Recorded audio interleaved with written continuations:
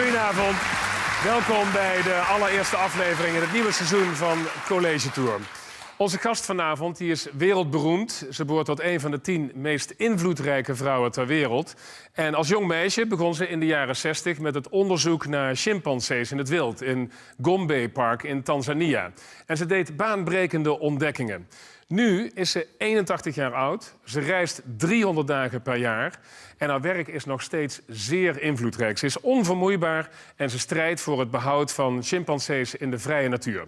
Samen met 300 studenten hier in de Koningszaal in Artis interview ik primatologe Jane Goodall.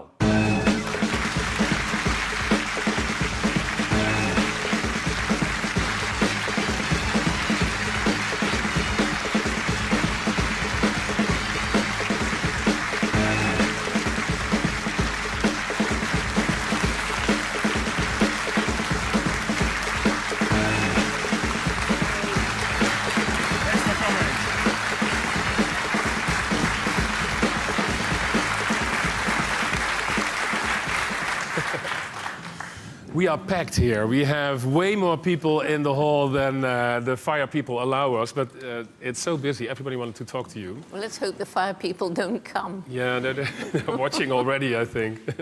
Let me ask you, always the first openings question in this show, College Tour, is what kind of student were you?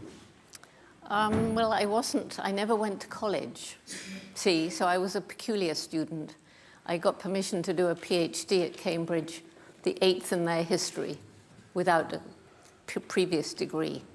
And when I was a PhD student, I really didn't interact much. I just sat in my room and wrote and wrote and wrote, because in England, you don't have to do coursework, you write your thesis.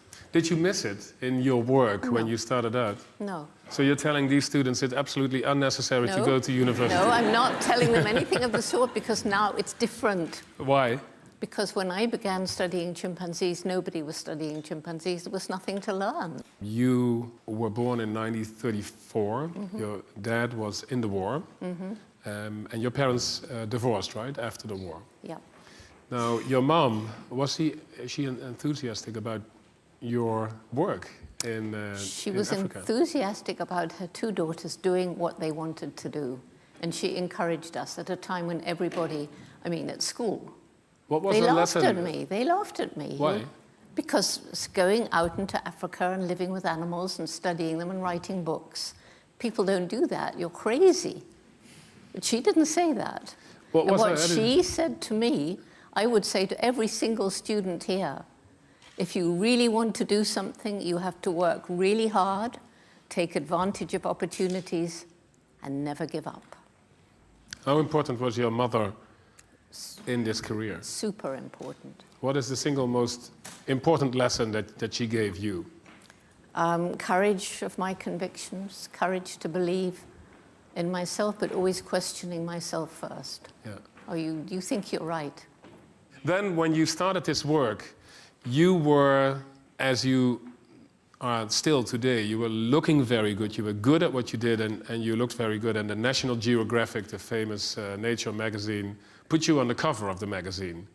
And I understood that some of your colleagues said, well, Jane Goodall, she's only good to be the cover girl of National Geographic. Is that right? They did say that. Yeah, that all I had going for me were my legs. The reason they took me, Louis Leakey offered me the opportunity. Can you explain to us, Louis Leakey, what his role was in your career? Louis Leakey, the paleontologist, who spent his life searching for the fossilized remains of early man. And he had a feeling that if we could learn about our closest living relatives, it would help him to better understand how early man might have behaved. Mm-hmm. So his reasoning was, Jane, if you find behavior that's the same or similar in chimps today as humans today, possibly that was present in the common ancestor 6 to 8 million years ago. So Louis Leakey puts you on the path of what you became in the end, and then, like you have the movie Charlie's Angels, there were 3 women, and one of them was you, who were called Leakey's Angels. Yeah. Who was there except Jane Goodall? Well, there was Dian Fossey and Baruti Galdikas. And Baruti did orangutans and Dian Fossey did did gorillas. And if he'd known about bonobo, but they were called pygmy chimps, then he would have had somebody out there too. Bonobo, the love ape. Yeah. Yeah. So what was his vision to ask the three of you to study these different apes? Well, the vision was to learn about early man and evolution. Women, because he just felt women made better observers. Why? Personally, I think the reason why women do make good observers in animal behavior is because it's being a good mother. You have to be patient. It's no good bullying and yelling and screaming at your children. You have to be quick to understand the needs and wants of a creature before it can speak. And so those things, I think, help you sort of, you know, if any of it is inborn in us. So you're not surprised that the majority of students here today are girls and women? Yeah, I've noticed that. But I will say to the boys, there are some fantastic male primate observers. Okay. Let's have a look before we open up the hall for questions of the students to the three women that Louis Leakey selected to do this investigation. And one of them, as you said, is Diane Fossey. And there was a very bad ending to her life. Let's have a look. I have a feeling that Louis Leakey was constantly approached by people who wanted help.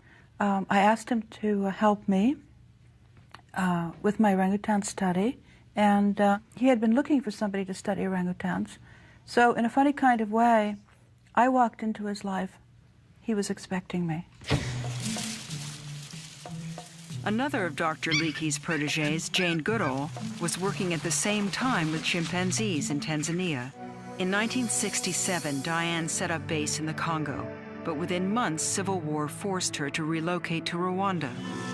I decided to establish my study camp at the altitude of 10,000 feet, as far away from human encroachment as I could get it, and yet close enough to one of the mountains on which I found a substantial number of gorillas. Because of her anti-poaching tactics, the Rwandan government threatened to shut down her research study. Then, on December 26th, late at night, an unknown intruder entered Diane's cabin and attacked her with a machete.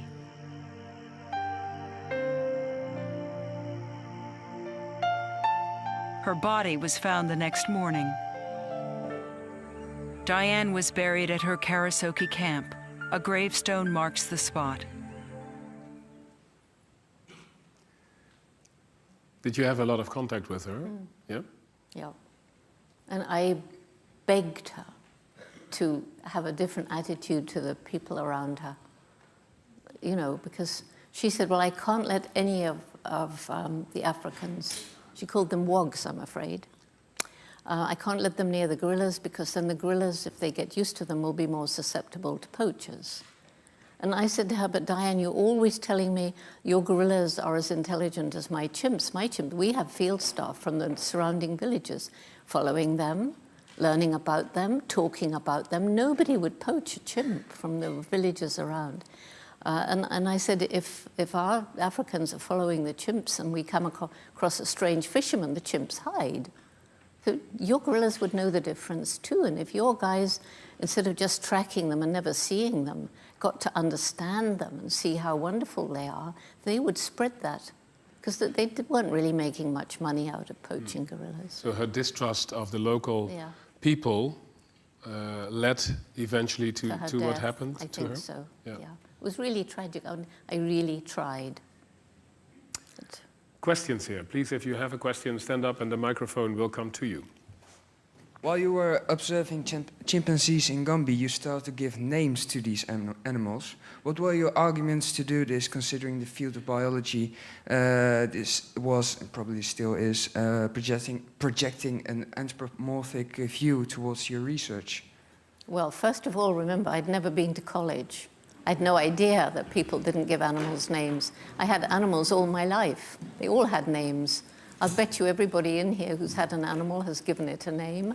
I used to give names to some of the birds and squirrels in the garden. I didn't even dream, how would you remember a number? I couldn't remember if this is 21 or 37. There's no way I could do it. No, of course. And fortunately, not all ethologists were quite as pig-headed and stupid. And today, more and more and more ethologists are using names. Thank you. Interestingly enough, here in this zoo where we are, in Artis, the director just decided we have to stop giving names to the animals in the zoo. Yeah, you know why? Tell me. It's usually because if an animal dies or disappears, the zoo doesn't want to be blamed. If they want to swap an animal with another zoo, they don't want the public saying, but we love Jerry, please bring Jerry back. Mm-hmm. But So the keepers will all have names for them. they still have names for Of course them. they do. Yeah. I think they should have names. They're individuals. And that's been my fight from the beginning. Every animal has an individuality, just like every human being.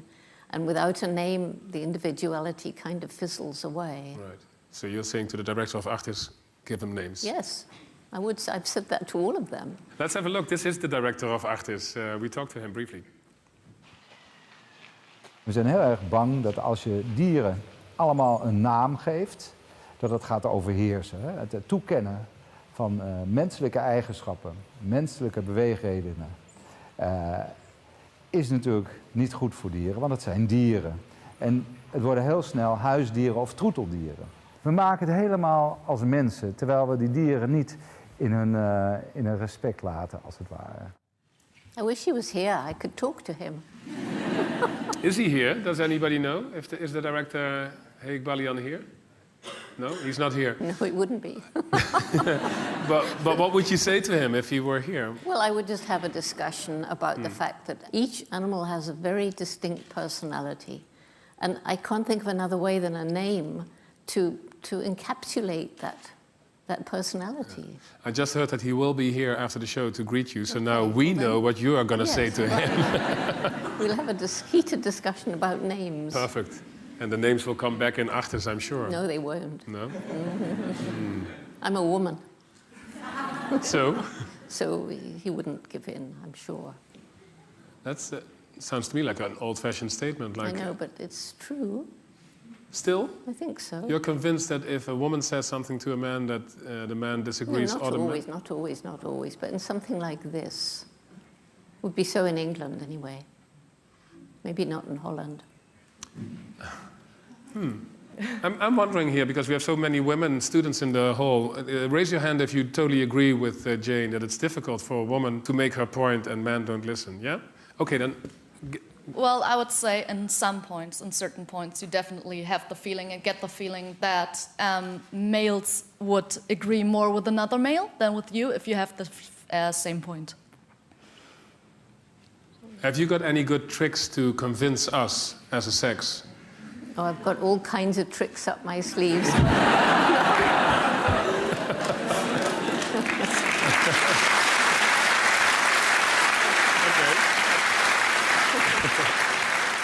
And from the way you say it, it's not wise to instruct me what you are going to do as a trick. Not in public. No, not in Okay, so anybody who wants to have advice of the women in the hall here, talk to Jane later. Questions, please stand up and ask your question. I was wondering what kind of influence tourism has on the conservation of these chimps and gorillas? Well, I think tourism is very important. The big problem is it tends to get out of hand. Some tourism is really good. People come back, they tell their stories, they sort of spread the knowledge of how exciting it all is and how wonderful the animals are. But it's very, very hard to keep it on the straight and level. Is it like the Disneyfication of the jungle, of It's wildlife? sort of like that. It can be. It doesn't have to be. You know, and there are some safari companies that do it really well. What about trophy hunting? Trophy hunting today, I don't think it's something that shouldn't be done. How do you, if you have a community of Africans who are poaching because they've always killed and eaten bushmeat, and you tell them not to do it, and then some rich American comes out and he's allowed to go and shoot an elephant, he can shoot a warthog, he can shoot anything he likes because he has money, well then why shouldn't they? And then maybe they'd get money too. Yeah. We have some of the examples of this, of trophy hunting, and also, to my surprise, I didn't notice, the children of one of the presidential candidates in the US are doing it as well. Have a look. A lot of Americans.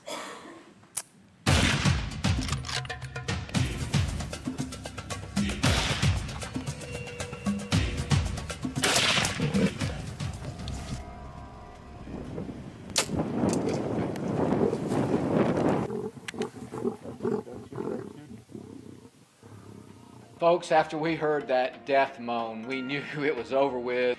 This was the hunt of a lifetime. Bob, that's the most exciting thing I've done all day, buddy. All day.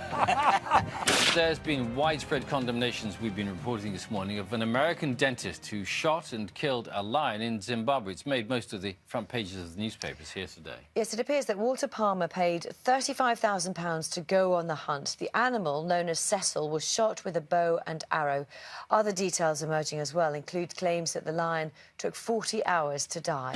Donald Trump's sons, under fire. Donald Trump Jr. and Eric Trump are sparking some major outrage tonight over hideous pictures that emerged of the two of them on a big game hunt in Africa. They are posing in front of slain wild animals, and people are naturally outraged. Animal rights groups are saying this is disgusting. Agreed. It's disgusting. I mean, when you know, as I know, that animals are individuals, even if they're wild and even if we don't know them, they have their own life. Why should we go and shoot them? There was a civet just now. Unbelievable. And it has nothing to do with wildlife preservation? No, nothing. They say so because they say they give money, but the money very, very rarely, I'm told, goes actually to save the animals. Yeah. There are many enemies of your work, and one of them is overpopulation. So what you see here, this is the current world population. Yes, growing. And if you watch for a second, the planet is, humanity is growing in an unbelievable number if you see it here. Is this the enemy of what you are trying to do? I think there are three enemies. This is definitely one of them. Another one is extreme poverty, because when you live in extreme poverty, if it's in the wilderness areas, you cut the trees down because you have to. You've got to live, you've got to support your family. If you're in a city, you buy the cheapest stuff, which has obviously been made by destroying the environment, normally. And then the third is the opulent lifestyle of the rest of us. That's us in the West. Yes. What are we doing wrong? Well, don't we all have far more than we need? Far more than we need. And I'm not saying everybody's got to change their lifestyle, because that's wrong. We've worked hard to get to this level. But you can think about waste, and people are beginning to think about waste. And sharing your wealth when you get wealth, and people, I mean the people I know, all sharing their wealth. You have a Dutch connection. There are actually there's more than one connection to the Netherlands. You were married to a Dutchman. And you are staying, as I was told, tonight in the house of a Dutch friend. Yes, that's right. Yes. He's back there. He's back there, yeah. Somewhere. Whom we talked to for a little clip about your life. Let's have a look. Als klein meisje is Jane opgegroeid in het huis de Birches. Ik ben er ook een paar keer geweest. Het is een groot huis in een prachtige tuin. En het is in die tijd ook dat Jane haar passie voor dieren ontwikkelt.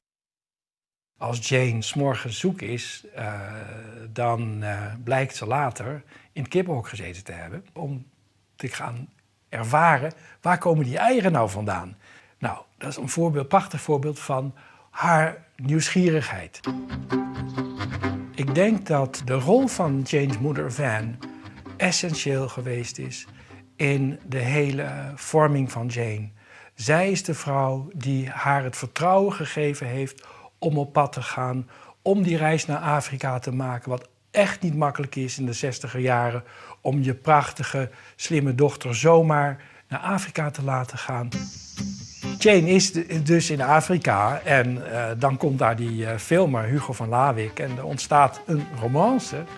En ze gaan met elkaar samenwerken en uit de samenwerking en de liefde is een mooi kind geboren, dat is Grub.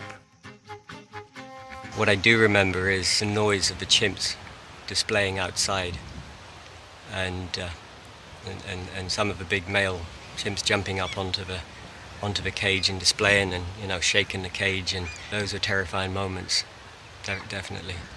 Ik heb Jane nog nooit horen spreken over stoppen.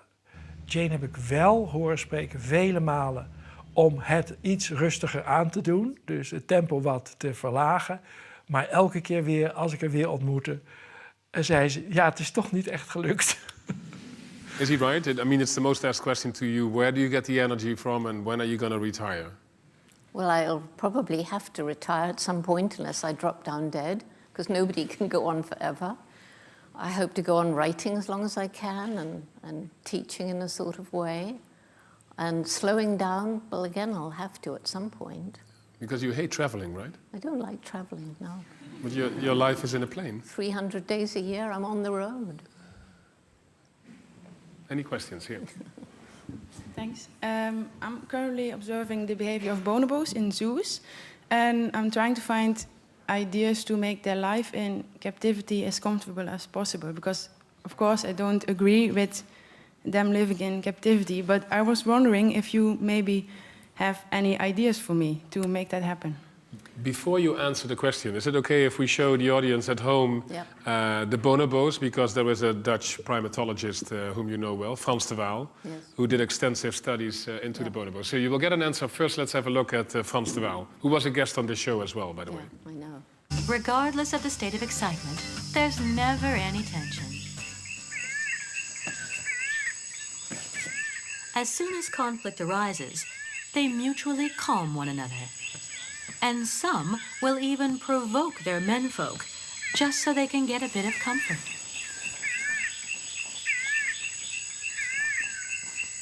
Bonobos hebben enorm veel seksuele activiteit die te maken heeft met het handhaven van relaties. Dus bijvoorbeeld de eenvoudigste manier om seks te krijgen onder bonobo's, en dus heel veel van die scènes waren in feite zo, is als je ze voedsel geeft. Want voedsel introduceert meteen competitie, dat is zo bij heel veel soorten. En de competitie wordt meteen opgelost met seks. En dus als je voer geeft aan bonobos, dan krijg je meteen seksuele activiteit. Bonobos die hebben seks in alle combinaties. Iedereen doet het met iedereen en ze doen het in alle standjes die mogelijk zijn. The bonobo. The sexy ape. Very sexy. The love ape. The love ape. Called. Yeah. The answer to the question. The answer to the question is it's the same for all of the intelligent animals in zoos. They tend to get bored. So I started a program called Chimpanzee, and we now have a really good manual of ways of enriching the lives of captive animals. So even if the space for a chimp is not big enough, if you give them, you've got to give variation, you've got to give them tests. And when I first began making these things, the zoos didn't want them, the keepers couldn't be bothered. We're going back a long way now. A lot of my ideas go back a long way. And so basically, it was an orangutan who first demonstrated how good these were, because the chimp keepers wouldn't do it. And it was very simply a piece of wood like this, with holes, diagonal holes drilled partway in, with a grape or a raisin down each one.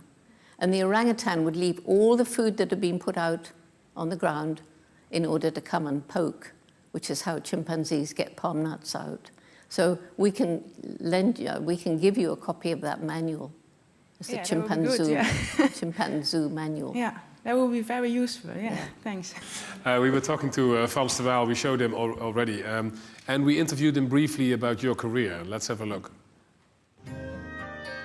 Ja, haar aanpak was aanvankelijk om in het bos te proberen die chimpansees te vinden. En haar strategie was om de individuen te herkennen, ze namen te geven, ze te volgen over de tijd.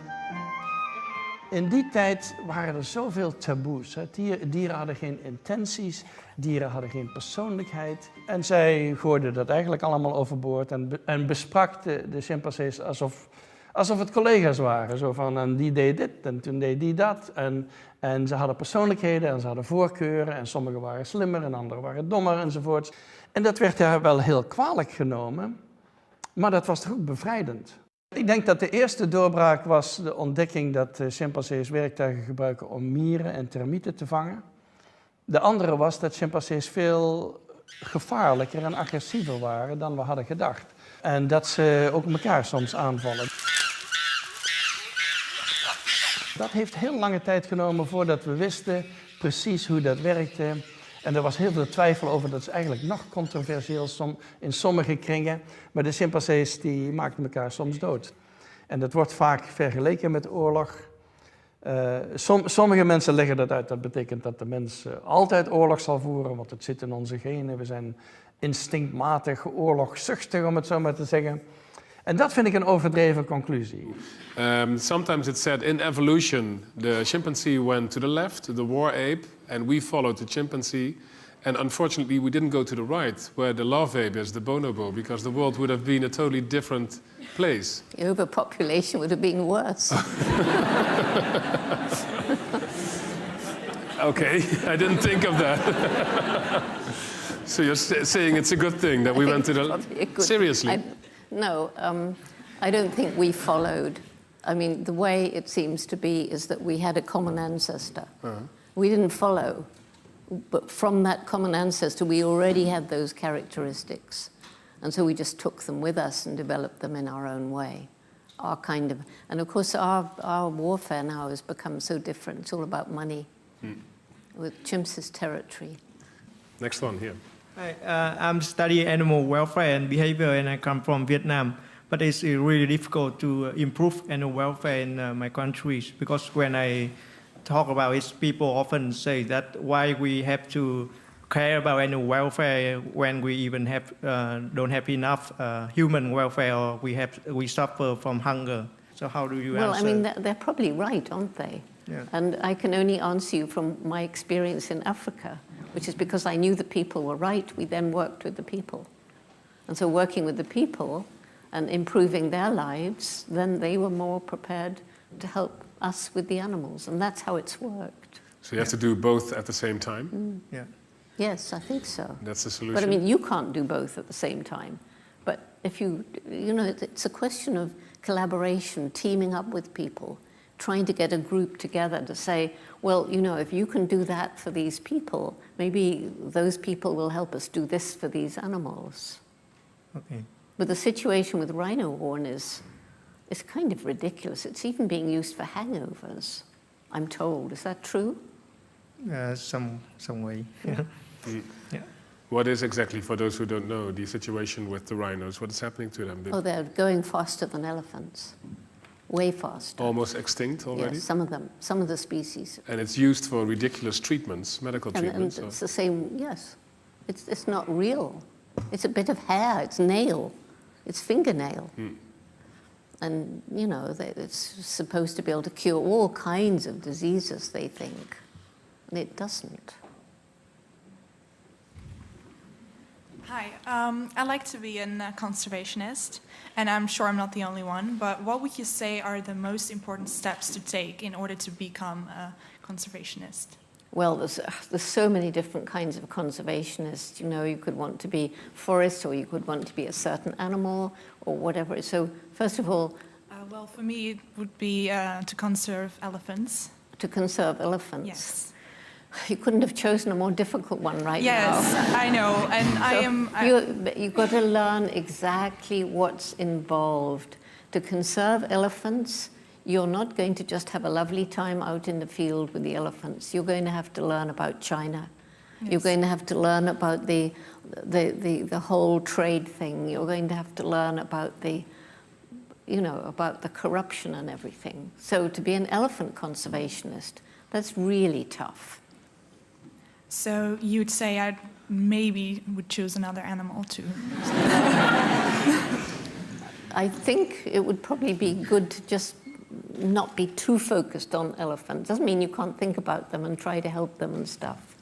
But think in other terms as well. Yeah. Tackling well, conservation. I'd like to combine it with veterinary medicine, since I'm also a vet student. Well, then if you want to do veterinary medicine, there's lots of ways that you can help conservation, by helping conservationists, by looking after the animals that they're trying to conserve.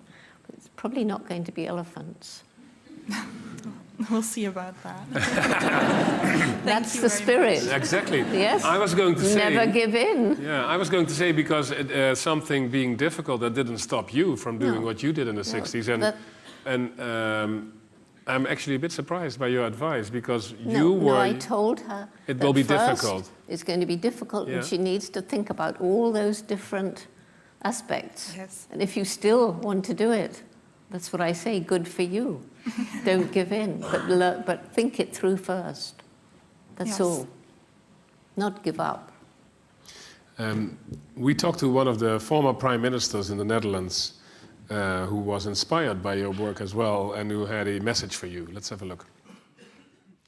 Ja, mijn vriendschap en bewondering begint eigenlijk na mijn politieke periode dus. Den Haag. Zo ben ik bekend, minister-president. En dan word ik gevraagd om hoge commissaris voor de vluchtelingen te worden. En ik doe dat op verzoek van Kofi Annan. En daar komt eigenlijk Jane Goodall binnen. En zij komt naar mij in Genève. Wij praten. En ik word op de eerste dag, om het zo maar eens te zeggen, verliefd op haar verhaal. Wat kan iemand toch gemotiveerd zijn? Wat een wonder is het dat ik deze vrouw ontmoet die zo authentiek gaat voor haar eigen roeping en missie in het leven. Dus zij vertelt dat verhaal aan mij. Daar ontwikkelt zich de vriendschap met Jane Goodall. En dat krijgt dan een bijzondere draai. Want als ik de hoge commissaris van de vluchtelingen ben, dan hebben ze daaruit gevogeld dat die actrice Angelina Jolie misschien wel een goede vluchtelingenambassadrice is. Dus die wordt naar Genève gevraagd. Ik praat met haar. En die blijkt heel gemotiveerd, dus dat was een goede greep. Maar er gebeurt iets heel merkwaardigs in dat gesprek. Want die zegt, meneer Lubbers, kent u Jane Goodall? Ik zeg, natuurlijk ken ik Jane Goodall, maar waarom vraag je dat, Angelina? En dan zegt ze, ja, zeg het maar eerlijk en ronduit. Ik ben zo'n fan van haar. Dat is mijn idool. Zou u dan kunnen regelen dat ik haar eens een keer kan spreken? They're such extraordinary people, refugees. Dear Jane, I'm so happy that you are available here for this college tour, my home country. And I remember the good days that we spoke so many times together. But here, I just want to say thank you. Thank you so much. Well, Ruud, if you're listening, I remember those days so well, and thank you for that beautiful message, and lots of love to you. I hope to meet you again soon.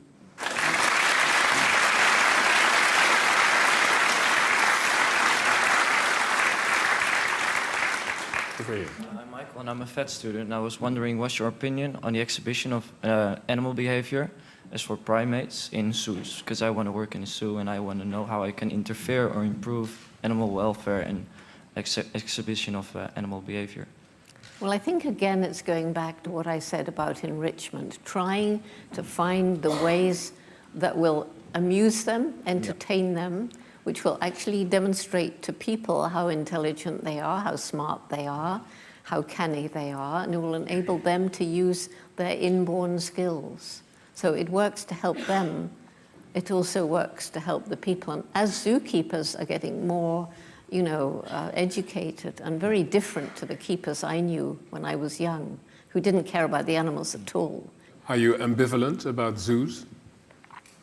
Bad zoos, I'm very not ambivalent at all. They shouldn't be. A good zoo, I don't agree with people who say we should have no zoos. Most people, how will they ever see? They say to me, well, children, they can learn just as much from watching a movie. That's not true. When you're in front of an animal, there's a personality there, there's a beingness, you can smell it, it's there. Whereas on a piece of celluloid, a piece of film, you have to use your imagination. It's not quite the same for a small child. And I know when I was 3, I think, I was taken to a zoo. I don't remember it, but apparently I was more expressive, more demonstrative, more excited than I'd ever been about anything in my life. But a zoo today, all the good zoos, they also do a lot of conservation in the wild for the animals. And, when you think of what the lot of so many animals in the wild is, people have this crazy idea that to be wild is freedom, is wonderful, it makes you happy. It doesn't. Mostly it doesn't. It's a very tough life, getting tougher. So a good zoo can do good for everybody. You had some unbelievable experiences with chimpanzees, and some of them are documented, are on film. And we saw this clip. I think many people have seen it already, but still, it's too good not to show. This is one of the chimpanzees that was released in 2013, Wunda in Congo. Let's have a look. I never saw this chimpanzee until this one day. Oh, yeah. Here we go. This is a really exciting moment for me. Here is Wunda, and she nearly died, but thanks to Rebecca, she came back from the dead almost. I mean, I saw her looking almost dead, but anyway, now she has a will to live, and here she is about to come out into this paradise.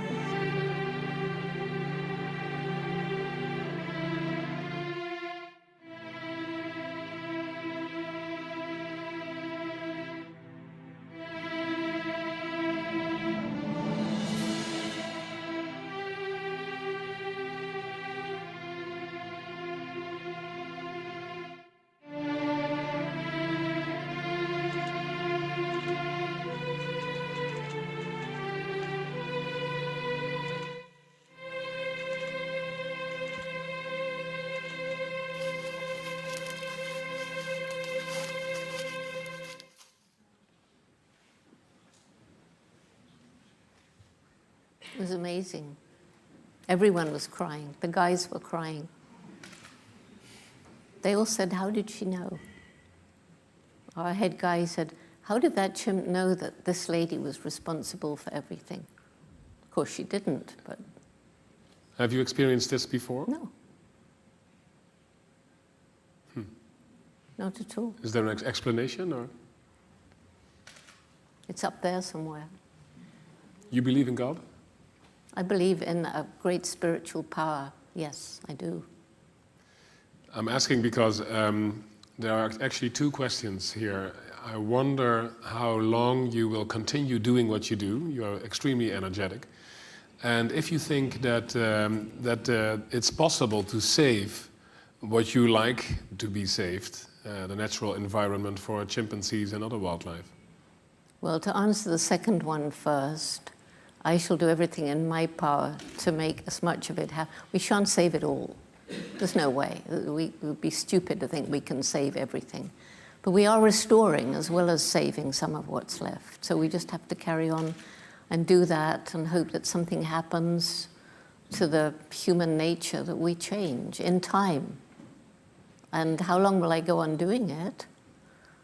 That's up there too, as long as I can. And I hope that, you know, when I'm no longer able to physically travel around the way I do now, I hope that my mind stays okay and I can go on writing, because I have so much to write and no time to write anymore. The last question in the show is always, what is the best advice you can give to students here in the hall and people who are watching this at home? Well, I think I've given the students my best advice already, and I really don't have any better advice than what my mother gave me. You know, that if you really want to do something, you're going to have to work really hard, take advantage of opportunity, and never give up. Jane Goodall.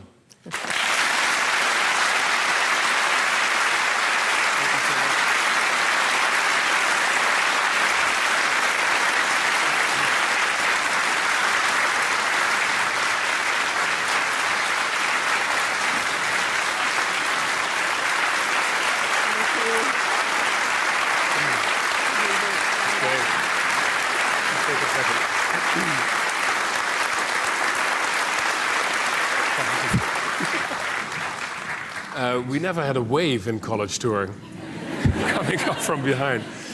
Thank you so much for being here. Before I let you go, let me announce first our guest on the show next week on College Tour. Here he is.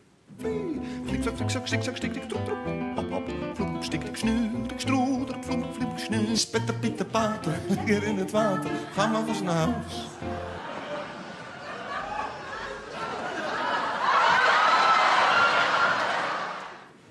Herman van Veen, volgende week de gast in College Tour. En we spreken met hem in Carré. Aanmelden kan nog. Ga naar onze website collegetour.ntr.nl.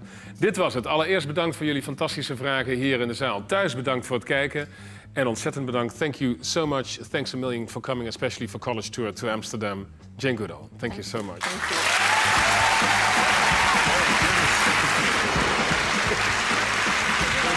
Thank you so much.